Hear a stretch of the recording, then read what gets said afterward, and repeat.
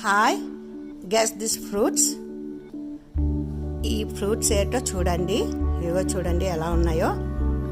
ఇవి మీరు ఏ ఫ్రూట్స్ అనుకుంటున్నారో మా కామెంట్స్లో తెలియచేయండి.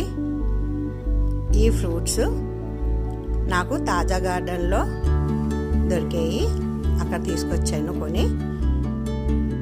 ఇవి నేను స్టార్టింగ్ రేగుపళ్ళు అనుకున్నానండి. నేను రేగుపళ్ళు అనుకొని ఇవి చూస్తే రేగుపళ్ళు కాదటండి.